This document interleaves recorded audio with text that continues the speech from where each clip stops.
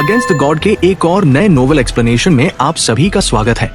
पिछले एपिसोड के last scene में देखा था कि आइस मेडन पैलेस के अंदर का नजारा किसी जन्नत से कम नहीं था। सजावट इतनी शानदार थी कि एम्परर का अपना कमरा भी इसके सामने फीका लगे। युनचे ने चारों तरफ देखा और एक आह भरी, इतने बड़े नेशन पर राज करना एक तरफ और एक अच्छा मास्टर होना एक तरफ। मास्टर होने का मजा ही अलग है। उसके सामने 20 लड़कियां सिर झुकाए खड़ी थी, डर रही थी कि पता नहीं ये सर युन अब क्या ऑर्डर देंगे। युनचे एक बेड के पास गया तो उन्हें लगा कि शायद वो सोने वाला है। सबसे आगे खड़ी लड़की ने हिम्मत करके पूछा, सर युन, क्या आप आराम करना चाहते हैं? अब आगे युनचे ने उसकी तरफ देखा। ये लड़की बाकी 19 लड़कियों से अलग थी। उसने एक स्नो वाइट ड्रेस पहन रखी थी जो जमीन को छू रही थी। सिंपल लेकिन इतनी एलिगेंट कि किसी की भी नजर टिक जाए। युनचे ने अचानक पूछा, तुम्हारा नाम क्या है? लड़की एकदम से घबरा गई।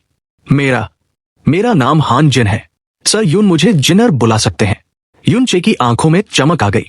हान जिन, तुम आइस वाइंड एम्पायर की प्रिंसेस हो। उसने सोचा, वाह, एम्परर फैंग हुईता तो सच में डेडिकेटेड है। उसने मुझे खुश करने के लिए अपनी सगी बेटी को भेज दिया। इसे कहते हैं मेहमानों का स्वागत सत्कार करना। हान जिन ने डरते हुए कहा। वो सिर्फ 15 साल की थी और अपने पिता के ऑर्डर पर यहां आई थी। चाहे कंक्यूबाइन बनना पड़े या बेड वार्मर, बस युनचे को खुश करना उसका मिशन था। युनचे ने हंसते हुए कहा, तुम्हारे रॉयल फादर सच में बहुत कॉर्टियस है। कल मुझे उन्हें प्रॉपर्ली थैंक्स बोलना पड़ेगा। वैसे मैंने सुना है कि तुम्हारे आइस वाइंड एम्पायर की हिस्ट्री करीब 1 लाख साल पुरानी है। ये तो बहुत इंप्रेसिव है। प्रिंसेस हान जिन ने रटाटाया जवाब दिया। आइस वाइंड एम्पायर को बने हुए 87,622 साल हो चुके हैं। युनचे ने मौका देखा और अपना जाल फेंका। इतने सालों तक किसी डायनास्टी का टिकना, ये तो चमत्कार है।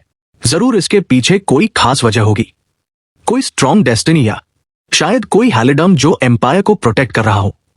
मुझे इसके बारे में सुनने में इंटरेस्ट है। हान जिन बेचारी भोली थी, या शायद सच में उसे कुछ पता नहीं था।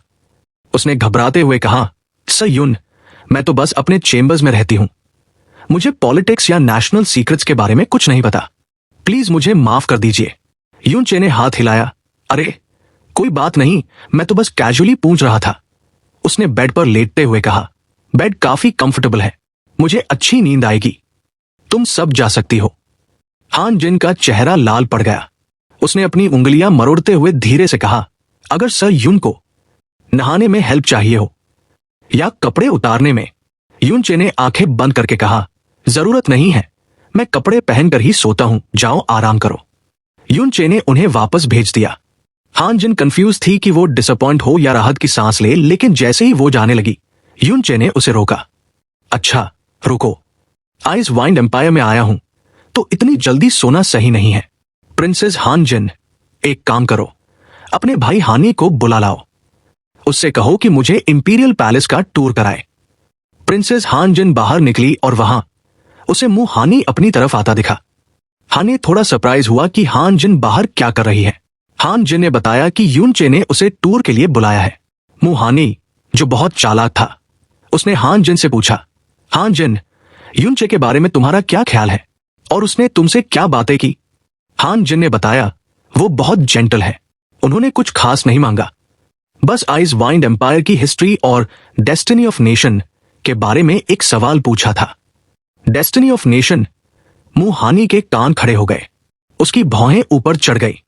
हान जिन ने पूछा, 13th ब्रदर, कुछ गड़बड़ है क्या? मुंह हानी ने तुरंत अपनी नॉर्मल स्माइल ओढ़ ली और कहा, ओह कुछ नहीं, बस मुझे लगा नहीं था कि सीनियर ब्रदर युनचे डेस्टिनी जैसी इमेजिनरी चीजों में बिलीव करते होंगे। हानी अंदर गया और युनचे से माफी मांगने लगा कि उसने उसे अकेला छोड़ दिया था। युनचे ने एक्टिंग शुरू की। अरे जूनियर ब्रदर, कोई बात नहीं, मैंने बाहर का नजारा देखा तो रहा ही नहीं गया, इसलिए सोचा तुम्हारे साथ थोड़ा घूम लूं। मुंह हानी ने कहा, यह तो मेरा ऑनर होगा। दोनों आइस वाइंड इंपीरियल पैलेस में टहलने लगे। युनचे ने नोटिस किया कि गॉड रियल्म के पैलेसेस यानी महल लोअर रियल्म्स जैसे ब्लू वाइंड के मुकाबले कहीं ज्यादा ग्रैंड और मजेस्टिक थे। वो लोग बातें करते रहे, हंसते रहे, जैसे दो पुराने दोस्त हो। युनचे ने हानी को बातों में उलझाए रखा और फिर से वही टॉपिक छेड़ दिया। आइस वाइंड एम्पायर का 80,000 साल से ज्यादा टिकना सच में अमेजिंग है। लगता है हेवंस ने इसे बहुत स्ट्रॉन्ग डेस्टिनी दी है। मुहानी ने मुस्कुराते हुए पूछा, ओ, सीनियर ब्रदर युनचे भी डेस्टिनी में मानते हैं? युनचे ने फिलोसफर वाले अंदाज में कहा, डेस्टिनी पता नहीं सच है या झूठ, पर कुछ तो है जो इस एम्पायर को संभाले हुए है। मुहानी ने पहले तो पॉलिटिकल भाषण दिया कि कैसे उनके एंसेस्टर्स ने लोगों की भलाई की, इसलिए एम्पायर टिका हुआ है। अगर राजा अच्छा हो तो प्रजा खुश रहती है, वगैरह वगैरह। युनचे ने उसे गहरी नजरों से देखा।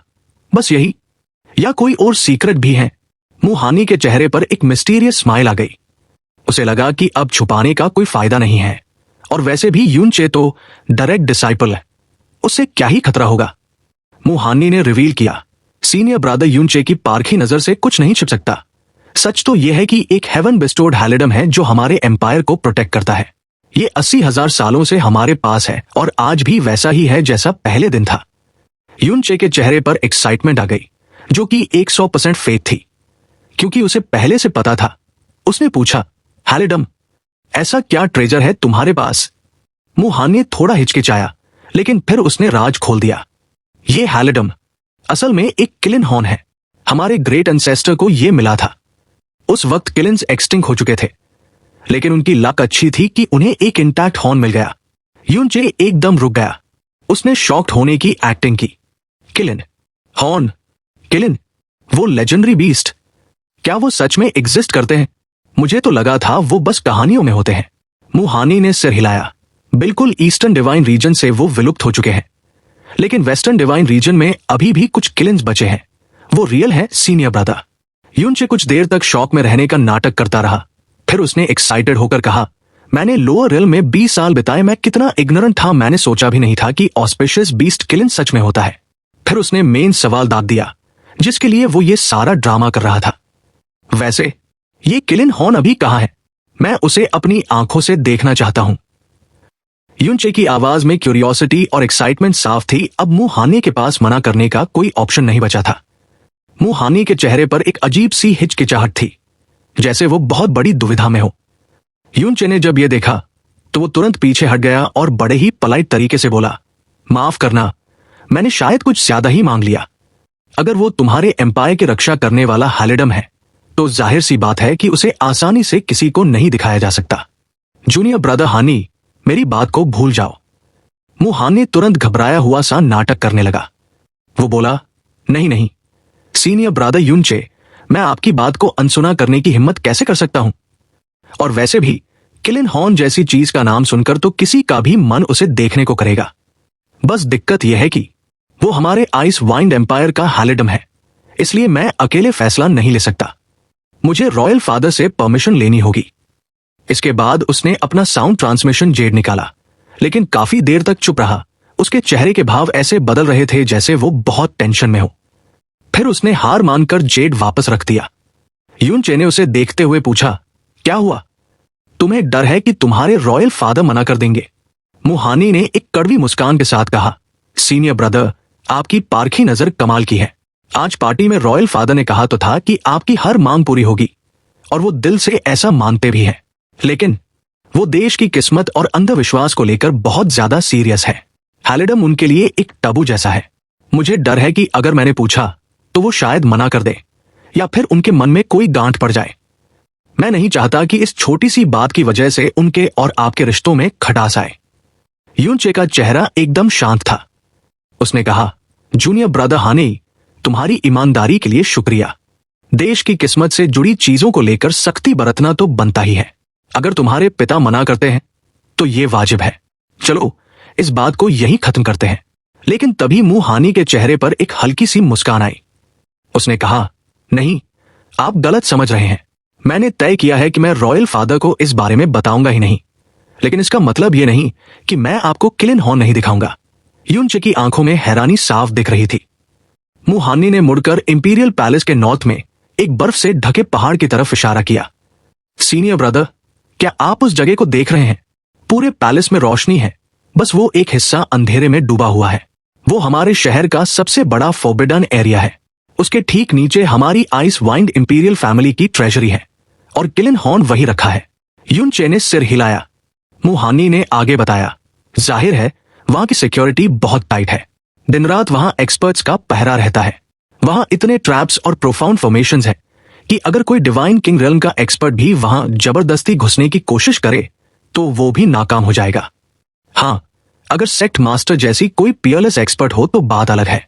फिर मुहानी थोड़ा शर्माते हुए बोला, लेकिन आखिर मैं प्रिंस हूं और रॉयल फादर मुझे बहुत मानते हैं, इसलिए मुझे एक सीक्रेट रास्ते के बारे में पता है जो सिर्फ फादर और क्राउन प्रिंस को पता है। उस रास्ते से हम गार्ड्स की नजरों से बचकर सीधे ट्रेजरी के अंदर जा सकते हैं। मुझे वहां की मैकेनिज्म्स और प्रोफाउंड फॉर्मेशंस के बारे में भी पता है, तो हम बिना किसी खतरे के उन्हें पार कर लेंगे।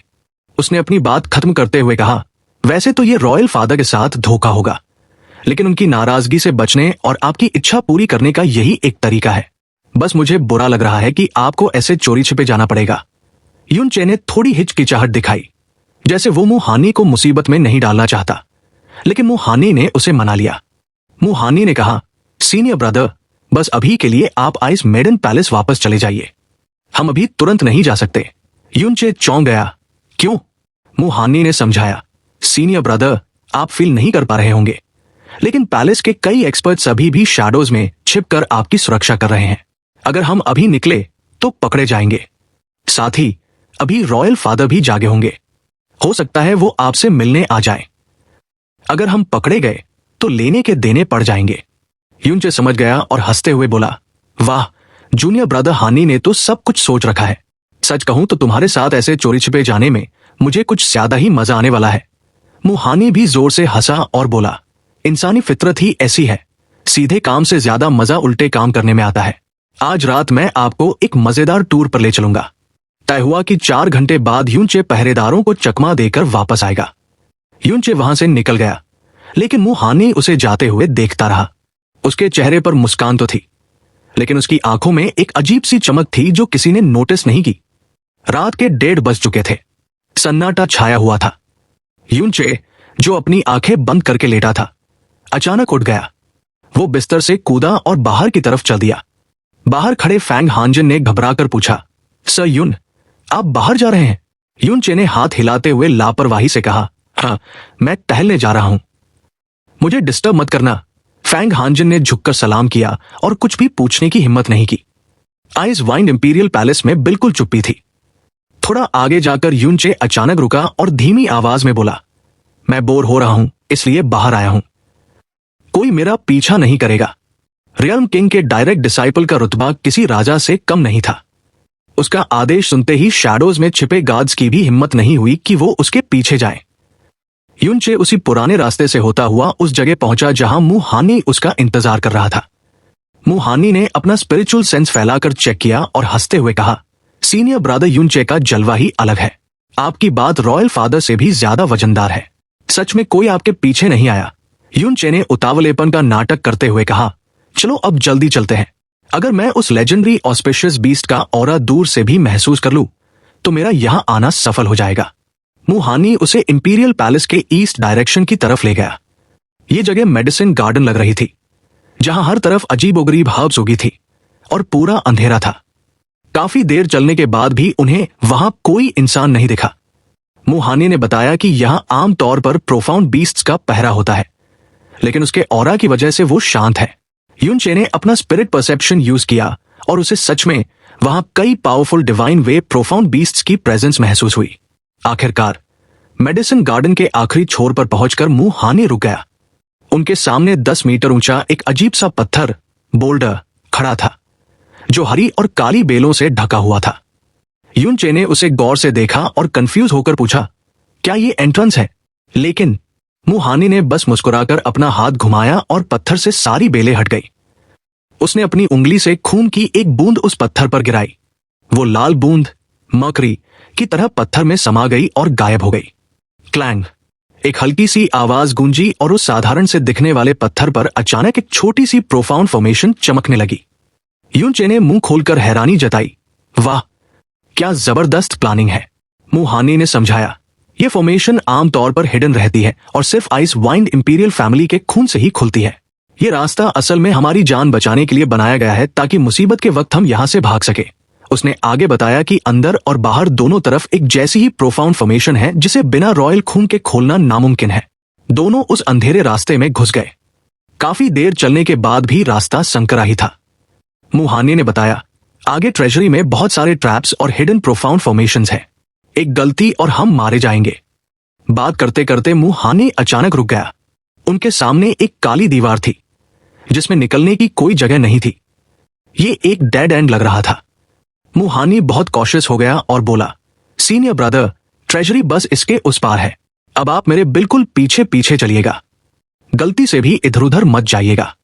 अगर आपको खरोंच भी आई तो मैं 10,000 बार मरकर भी अपने पाप का प्रायश्चित नहीं कर पाऊंगा। युनचे ने हां में सिर हिलाया। मुहानी ने फिर से अपना हाथ बढ़ाया और खून की एक बूंद सामने वाली काली दीवार पर गिरा दी। दीवार पर एक हल्की सी प्रोफाउंड लाइट चमकी और बिल्कुल पहले जैसी ही एक प्रोफाउंड फॉर्मेशन वहां प्रकट हो गई। फिर वो काली दीवार 2 हिस्सों में खुल गई। जैसे ही रास्ता खुला, उनके सामने एक बहुत बड़ा हॉल नजर आया और वहां से इतनी पावरफुल ऑरस का सैलाब बाहर आया कि कोई भी हिल जाए। वहां spirit medicine, spirit crystal, spirit weapon, हर चीज का ऑरा इतना स्ट्रॉन्ग था कि साफ पता चल रहा था कि वहां कोई भी चीज लो लेवल की नहीं है। आखिर ये उस आइस वाइंड इंपीरियल फैमिली की ट्रेजरी थी जिसने 80,000 सालों से राज किया था। जैसे ही वो दोनों ट्रेजरी के अंदर दाखिल हुए, पीछे का पत्थर का भारी दरवाजा बंद नहीं हुआ। मुहानी, जो आगे चल रहा था, एकदम से सीरियस हो गया। उसने चेतावनी देते हुए कहा, सीनियर ब्रदर युनचे, बिल्कुल मेरे कदमों पर चलिएगा और अपने ऑरा को जितना हो सके सप्रेस करके रखिएगा। गलती से भी कोई मैकेनिज्म या प्रोफाउंड फॉर्मेशन ट्रिगर नहीं होना चाहिए। किलिन हॉर्न बिल्कुल बीच वाले हिस्से में है, हमें जल्द ही दिख जाएगा। युनचे ने भी अपना ऑरा रिस्ट्रेन कर लिया और चुपचाप मुहानी के पीछे चलने लगा। वैसे तो वो मेंटली तैयार था कि एक एम्पायर की ट्रेजरी में उसे बहुत कुछ खास देखने को मिलेगा, लेकिन जो नजारा उसके सामने था उसने उसे अंदर तक हिला दिया। ये ट्रेजरी इतनी विशाल थी कि उसका दूसरा छोर दिखाई ही नहीं दे रहा था। वहां हाई लेवल पर्पल क्रिस्टल्स और पर्पल जेड्स के पहाड़ लगे हुए थे, जिनसे निकलती हुई पर्पल रोशनी आंखों को चंधिया रही थी। हर तरफ तरह तरह के प्रोफाउंड आर्मर्स और वेपन्स की लाइन लगी थी। अनगिनत स्पिरिट मेडिसिन की खुशबू हवा में घुली हुई थी। हालांकि जो ट्रेजर अपना ऑरा लीक करते थे, उन्हें आइस जेट बॉक्सेस में सील करके रखा गया था। फिर भी पूरे ट्रेजरी में इतना स्ट्रॉन्ग ऑरा भरा हुआ था कि हवा भी भारी और चिपचिपी महसूस हो रही थी। युनचे ने इमोशनल होते हुए कहा, वाकई स्नो सॉन्ग रियल्म के इतिहास में सबसे लंबे समय तक टिकने वाला एम्पायर होने का मतलब यहाँ साफ दिखता है। बस इस ट्रेजरी को देखकर ही आइस वाइंड एम्पायर की जबरदस्त समृद्धि का अंदाजा लगाया जा सकता है। मुहानी हल्का सा हंसा है। सीनियर ब्रदर युनचे कुछ ज्यादा ही तारीफ कर रहे हैं। हमारा एम्पायर चाहे कितना भी स्ट्रॉन्ग क्यों न हो जाए, डिवाइन आइस फिनिक्स सेक्ट के सामने हम एक मामूली देश ही रहेंगे। अगर हमारी ताकत 10 गुना भी बढ़ जाए, तब भी हम सेक्ट के सामने चींटी बराबर है। और एक देश के राजा की हैसियत ही क्या है सीनियर ब्रदर युनचे की आइडेंटिटी के सामने। युनचे थोड़ा हैरान हुआ। ओह, मुझे लगता है जूनियर ब्रदर हानी कुछ ज्यादा ही विनम्र हो रहे हैं। मैं तुम्हारी इस बात से पूरी तरह सहमत नहीं हूं। मुहानी ने एक अजीब सी मतलब भरी हंसी हंसते हुए कहा, लेकिन आगे कुछ नहीं बोला। वो युनचे को लेकर और अंदर चलता गया और काफी देर चलने के बाद आखिरकार रुक गया। युनचे भी रुक गया और सामने देखने लगा। उनकी आंखों के सामने एक बहुत विशाल सीलिंग प्रोफाउंड फॉर्मेशन थी और उस फॉर्मेशन के अंदर 10 मीटर लंबा एक जाइंट हॉर्न रखा हुआ था। इसका आकार आधा किसी हिरण जैसा था और आधा किसी ड्रैगन जैसा। इसका रंग डीप एज्योर ब्लू था और इससे एक क्रिस्टल जैसी चमक निकल रही थी। हालांकि यह किसी कांच की तरह ट्रांसपेरेंट नहीं था। प्रोफाउंड फॉर्मेशन में कैद होने के बावजूद युनचे को उससे निकलने वाला एक अनंत और डेंस ऑरा महसूस हो रहा था। युनचे ने सिर ऊपर उठाकर पूछा, क्या यही किलिन हॉर्न है? मुहानी ने मुड़कर युनचे को एक सपाट नजर से देखा और कहा, सही पहचाना। यह किलिन हॉर्न एक आइस किलिन का है। इसका साइज किताबों में लिखे किलिन के साइज से कहीं ज्यादा बड़ा है। इसका मतलब है कि यह किसी साधारण आइस किलिन का नहीं, बल्कि किसी हाई लेवल स्पीशीज जैसे कि किंग किलिन का सींग है। उसने आगे बताया, इस किलिन हॉर्न के अंदर एक बेहद खतरनाक और स्ट्रॉन्ग पावर छिपी है। हमारे पूर्वज एम्परर्स ने अनगिनत तरीके अपनाए, लेकिन वो इस पावर को बाहर नहीं निकाल सके। बाद में इसे यहां सील कर दिया गया और इसे एम्पायर की रक्षा करने वाला हालिडम मान लिया गया। युनचे ने सिर हिलाया, लेकिन उसकी नजरें अभी भी उस किलिन हॉर्न पर टिकी थी। यही वो चीज थी जिसके लिए सेक्ट मास्टर मुशुआनी ने उसे यहां भेजा था। लेकिन उसके सामने सबसे बड़ी दिक्कत यह थी कि वो इस पावरफुल प्रोफाउंड फॉर्मेशन का क्या करे जिसमें यह सींग कैद था। जब युनचे उस सींग को देख रहा था, ठीक उसी वक्त मुहानी की नजरें युनचे पर गड़ी थी। उसके होठों पर अनजाने में ही एक अजीब सी मुस्कान आ गई। वो बोला, वैसे एक बार मैंने रॉयल फादर को सुझाव दिया था कि अगर मेरी किस्मत अच्छी रही और मैं सेक्ट मास्टर का डायरेक्ट डिसाइपल बन गया तो हमें ये किलिन हॉर्न उन्हें तोहफे में दे देना चाहिए। युनचे की आंखों में हैरानी दिखी। ओ, लेकिन क्या ये तुम्हारे आइस वाइंड एम्पायर का हैलिडम नहीं है? तुम्हारे पिता ने इसके लिए हक कैसे कर दी? मुहानी ने बड़े सुकून से कहा, नहीं। रॉयल फादर तुरंत मान गए थे। अगर मैं सेक्ट मास्टर का डायरेक्ट डिसाइपल बन जाता तो स्नो सॉन्ग रियल में किसी की हिम्मत नहीं होती कि वो हमारे एम्पायर के खिलाफ जाए। तब हमें किसी हैलिडम की जरूरत ही क्यों पड़ती? सच कहूं तो मैं देश की किस्मत जैसी बातों में यकीन नहीं रखता। हम इसे हैलिडम कहते हैं, लेकिन सीधे शब्दों में कहूं तो ये एक बेकार रद्दी चीज है जिसका काम सिर्फ हमारे दिल को तसल्ली देना है। हम इसकी पावर तो यूज कर नहीं सकते, लेकिन सेक्ट मास्टर जरूर कर सकती है। एक बेकार पत्थर के बदले सेक्ट मास्टर का फेवर मिलना, इससे बड़ा सौदा क्या हो सकता है भला? युनचे ने अपनी भौहें सिकोड़ी।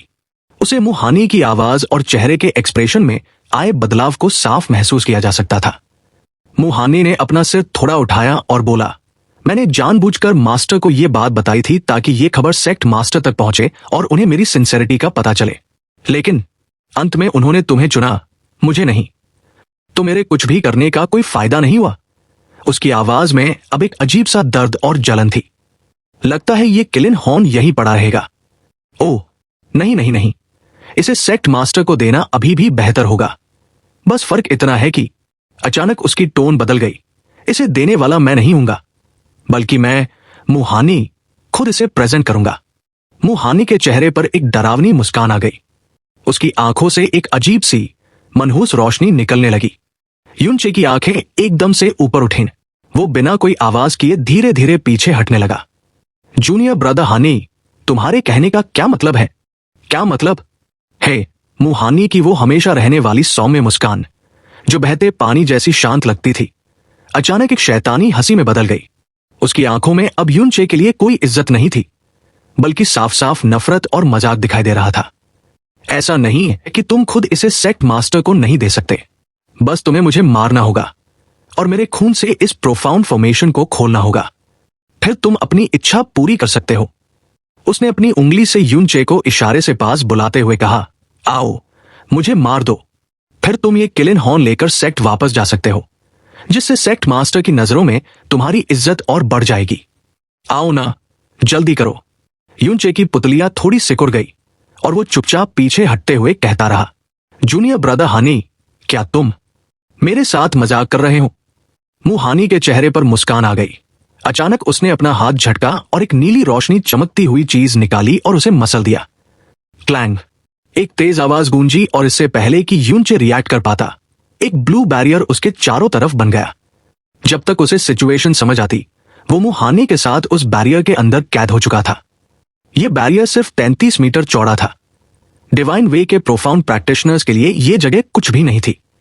बैरियर से निकलने वाले ऑरा को महसूस करके युनचे का चेहरा उतर गया। यह बैरियर न सिर्फ बेहद मजबूत था, जिसे तोड़ना नामुमकिन था, बल्कि इसने रोशनी के अलावा सब कुछ ब्लॉक कर दिया था। स्पेस, साउंड, यहां तक कि साउंड ट्रांसमिशन भी। मुहानी ने अपनी बाहें नीचे की और एक कड़वी मजाक उड़ाती टोन में कहा, इस बैरियर को जबरदस्ती तोड़ने के लिए कम से कम डिवाइन ट्रिब्यूलेशन रियल्म के पीक पर होना जरूरी है। अगर मैं भी चाहूं तो मैं भी यहां से बाहर नहीं निकल सकता। अब युनचे की हालत जार में बंद एक कछुए जैसी हो गई थी। युनचे तेजी से पीछे हटता हुआ बैरियर के किनारे तक जा पहुंचा। उसने कहा, मुहानी, तुम क्या करने का प्लान बना रहे हो? मुहानी ने एक हल्की मुस्कान के साथ कहा, क्या तुमने पहले नहीं कहा था कि तुम आइस वाइंड एम्पायर में कुछ काम से आए हो?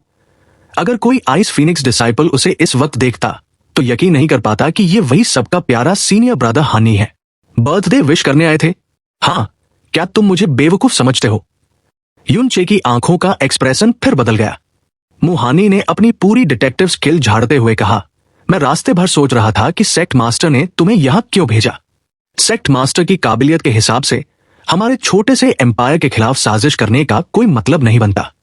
फिर मुझे याद आया कि मैंने मास्टर को किलिन हॉर्न के बारे में बताया था और मुझे तुरंत समझ आ गया कि तुम्हें यहां क्यों भेजा गया है। सही कहा ना? किलिन हॉर्न के अलावा कोई और वजह हो ही नहीं सकती। गॉड रियल्म में जल्द ही एक बहुत बड़ा इवेंट होने वाला है, तो अपनी तैयारी के लिए सेक्ट मास्टर किसी ब्रेकर थ्रू के लिए बेताब है।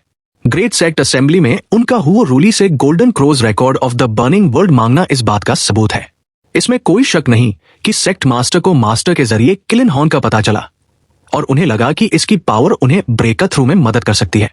लेकिन चूंकि उन्होंने मुझे अपना डायरेक्ट डिसाइपल नहीं चुना और वो जानती हैं कि किलिन हॉर्न हमारा हैलिडम है, तो उन्हें इसे मांगना सही नहीं लगा होगा।